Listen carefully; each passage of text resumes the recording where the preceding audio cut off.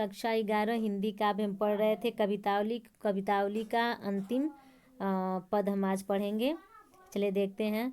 विथि का बाजार प्रति अटनी अगार प्रति पवरी पगार प्रति बानर बिलो किए अध ऊर्ध बानर विदिशी दिशी बानर हैं मानहु रहियो हैं भरी बानर तीरो किए मुंदे आखी ही में उधारे आखी आगे ठाड़ो धाई जाई जहाँ तहाँ और को किए लेहू अब को न सिखाओ मानो सोई सतराई जाही ताही रोकिए। अब कठिन शब्दों का अर्थ देखते हैं, फिर उसके बाद प्रसंग व्याख्या। वीथिका का अर्थ होता है गली, अटनी का अर्थ अटारी, पवरी का अर्थ होता है दरवाजा, पगार का अर्थ होता है दीवार, अध का अर्थ होता है नीचे, ऊर्ध्व का अर्थ होता है ऊपर, तिलोकीय का अर्थ होता है तीनों लोकों में। ही माने हृदय, उघारे अर्थात खोलने पर, ठाड़ों का अर्थ होता है खड़ा होना, धाई का अर्थ होता है दौड़कर, सतराई का अर्थ होता है चिढ़ जाना। चलिए अब इसके प्रसंग को देखते हैं। प्रस्तुत पंक्तियों में लंका दहन के परिणाम स्वरूप लंका वासियों में व्याप्त भय का मनोवैज्ञानिक वर्णन किया गया है। ठीक है, तो चलिए अब इसकी व्याख्या पर ध्यान देते हैं। वीथिका बाजार, वीथिका माने गली बताए हैं।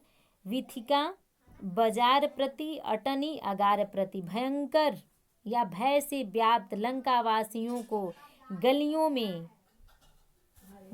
में बाजार, प्रत्येक बाजारों में, प्रत्येक अटारी अर्थात एक तरह से अटारी का अर्थ घर कह सकते हैं। अटारी और किले में, प्रत्येक दरवाजे और दीवार में, पवरी पगार प्रति बानर बिलो किए, बानर ही बानर दिखाई देते हैं।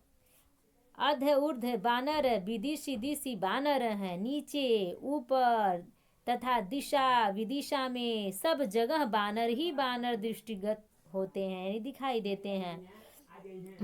मानहु रहियो हैं भरी बानर तीरो किए का अर्थ तीनों लोकों में, मानो तीनों लोक बानरों से भर गए हैं। ठीक है, मानहु माने मानो, तीनों लोग बानरों से भर गए हैं। मूंदे आँखी ही में, ही माने हृदय, उधारे आँखी आगे ठाड़ो, लोग यदि आँख मूंदते हैं तो उन्हें अपने हृदय में, और आँख खोलते हैं तो उनकी आँखों के सामने बानर खड़े दिखाई देते हैं। धाई जाई जहाँ तहाँ और को किए, भयभीत होकर जहाँ कहीं लोग दौड़ जाते हैं वहाँ बानर के अतिरिक्त कुछ नहीं दिखाई देता, अर्थात बानर ही दिखाई देता, कोई नहीं कह सकता। फिर लेहू अब को न सिखाओ मानो, लो अब अपने किए का मजा लो। जब समझाते थे कि इसे मत छेड़ो तो किसी ने कहा माना ही नहीं, बल्कि इसे छेड़ने से रोकते थे, वही चिढ़ जाता था। इस समय यहाँ कहा गया कि सोई सतराई जाई जाही ताही रोकिए। कहा गया है कि इस समय जो विपत्ति आई है उसी कहना न मानने का दुष्परिणाम है, अर्थात मना करते रह गए कि कोई बंदर को मत छेड़ो, लेकिन लोग माने ही नहीं, छेड़े तो उसका परिणाम लोग भुगते हैं। ठीक है, चलिए पूरे अर्थ को देख लीजिए। भय से व्याकुल लंका वासियों को गलियों में, प्रत्येक बाजारों में, प्रत्येक घरों में, प्रत्येक किलों में, प्रत्येक दरवाजों पर, प्रत्येक दीवारों पर, हर जगह बंदर ही बंदर, यानी बानर शुद्ध हिंदी शब्द है। ठीक है ना, तो और उसका तद्भव बंदर है, तो वही कहा गया कि बानर ही बानर दिखाई दे रहे हैं, नीचे ऊपर आगे पीछे चारों दिशा विदिशा सब जगह बानर ही बानर दिखाई दे रहे हैं, मानो तीनों लोग बंदरों से भर गए हैं।